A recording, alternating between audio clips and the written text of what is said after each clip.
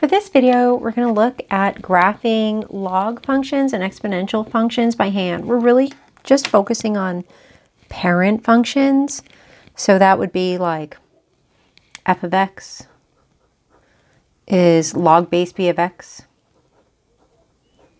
where b is greater than 1, just like our exponential functions. So that's like a logarithmic growth. Then we could have a logarithmic decay where b is between 0 and 1. So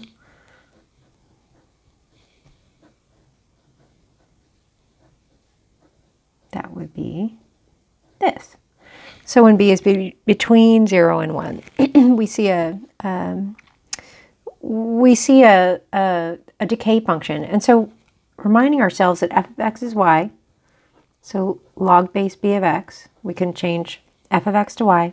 And then rearranging this, we have b to the y equals x, right? So we can think of this too as an exponential function if it helps us to better be able to come up with values. However, it's also an inverse function, right?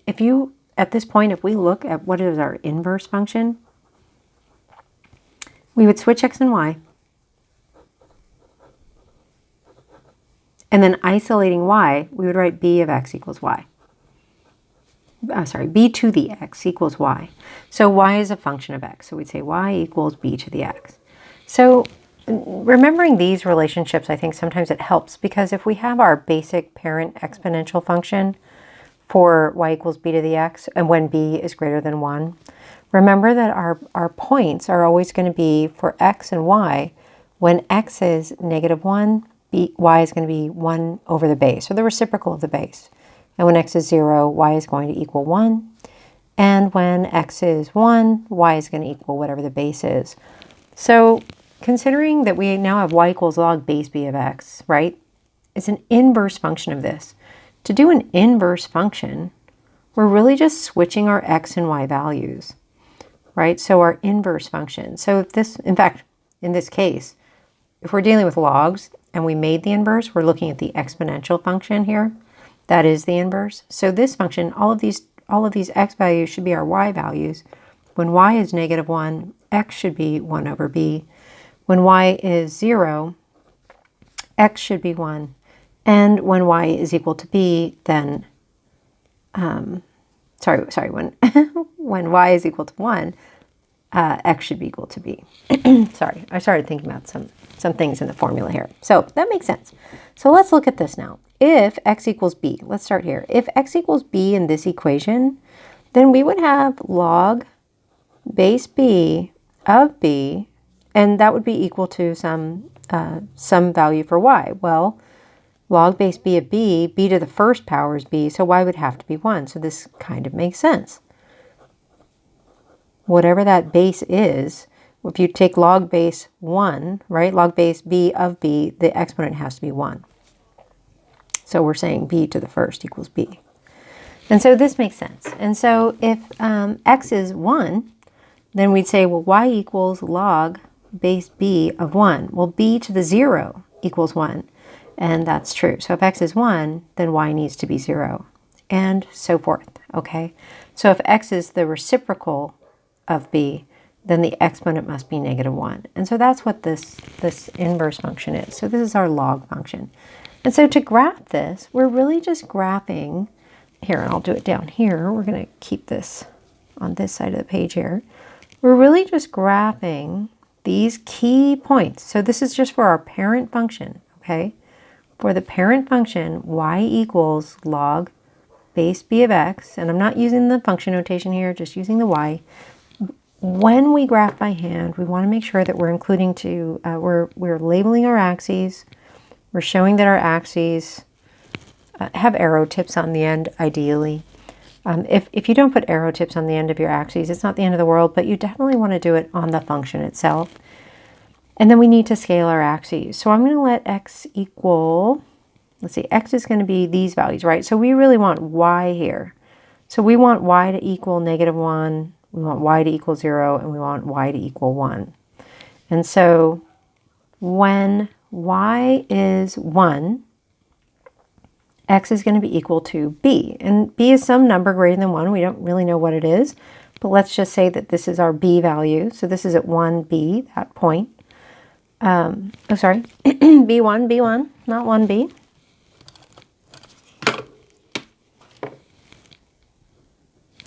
No, that was right. b1. Okay, there we go. So this is b, somewhere on the x-axis, greater than 1. And y is 1. And then our next point, when x is 1, y is 0. So we'll be on the x-axis. And then the reciprocal of b. And so the reciprocal of b should be somewhere around here. We don't really know exactly where that's going to be. But we're wanting to graph this nice smooth curve. And the reason I'm bringing up this concept of inverse functions is that I want you guys to think about the inverse function here, right? When x is -1, y would be the reciprocal of b, 1 over b, whatever b is. When x is 0, y is 1. And when x is 1, y would be equal to b, whatever b is. And so we'd have this inverse relationship. Okay, so this is y equals log base b of x, and this is y equals b to the x. So these functions are inverses of each other, and that's why you see this reflection about the line y equals x. Okay, now these things have asymptotes, all right? And so the asymptote for this is actually going to be the y-axis is the asymptote for the log function, whereas the x-axis is the asymptote for the exponential function. Okay, it's the value that the function approaches but never quite reaches. So the exponential function is getting closer and closer to the x-axis but never touches. The logarithmic function getting closer and closer to the y-axis but never touches. And so when you're graphing by hand, you want to show, here, let me move this up a little bit here. You want to show your asymptotes. You want to show the function with 3 key points, those turning points, right? And then label it somehow. If you've got more than one graph, then you should label it. You can label it with the actual function. So this is very generic because we're just talking about values of b in a broad sense. We're not really giving it a numeric value, but we'll do that next. Okay, so we're going to flip the page here. We're going to do one of these with actual numbers. We're going to graph. Y equals log base 5 of x. Okay, so we have a base 5 function, so we need a table of values. And you can look back in your notes to do this, but I'm going to just pick some good values for x here and solve for y, or I can just choose my y values as -1, 0, and 1, because my parent function, that's what that's always going to be. So if our log function, y's parent function, the y values will always be -1, 0, and 1. Just like for an exponential function, those were our x values. So let's just plug these numbers in. So we would have -1 equals log base 5 of x. Well, that means that 5 to the -1 equals x, and that would be 1/5, right? 5 to the -1 is 1/5. So when y is -1, we have 1/5, or 1 over b. When we put in 0, right, we're going to have 0 equals log base 5 of x, which means that 5 to the 0 power equals x. Well, anything to the 0 power is 1. So when y is 0, x is 1. And last, when y is 1, we're saying that 5 to the first power equals x. And so that's 5. There we go. So 1 over b, 1, and b. And then we just graph these 3 points.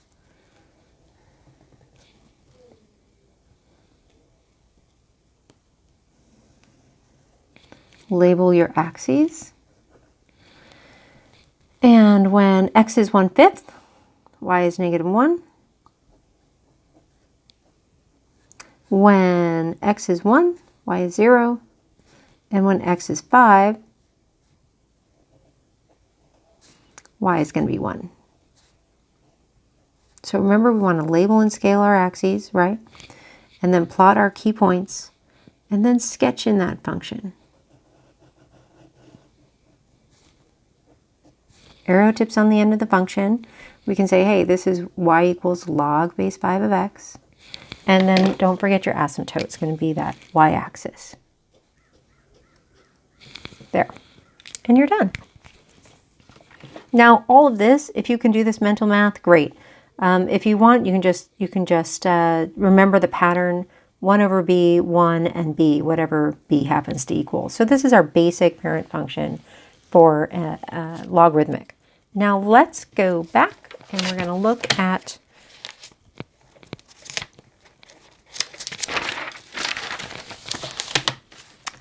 a situation where the base is between 0 and 1. So I'm going to let b equal 1/2 here. And this time I'm not going to do it just in case of b. We're actually going to do an example.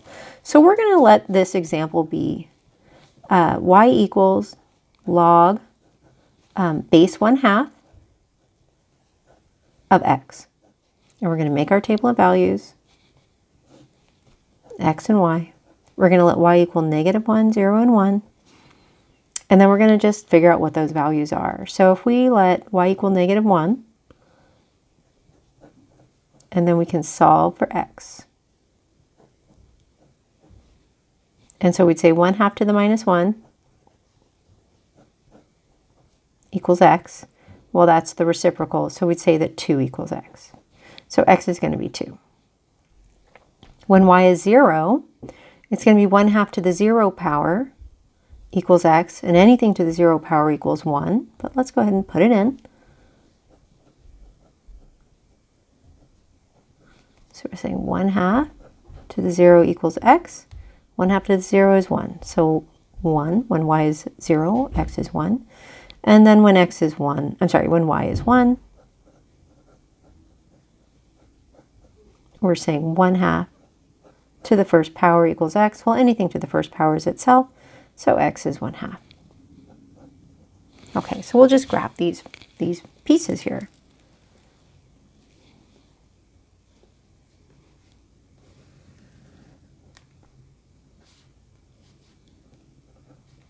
Labeling our axes and scaling them. I'm going to go ahead and scale this to 2, -1, and 1. And I want you to think a little bit too here. When y keeps getting larger and larger and larger, when this is squared, let's think about this for a minute. When we have y squared, this is going to be 1 over 4. It's going to be 1/2 times 1/2, isn't it? And so if you think about it, it's going to be 1/2 to the second power. When it's cubed, it's going to be 1/2 cubed. And so this is going to keep getting smaller and smaller and smaller in value. And that's why it's approaching the x-axis.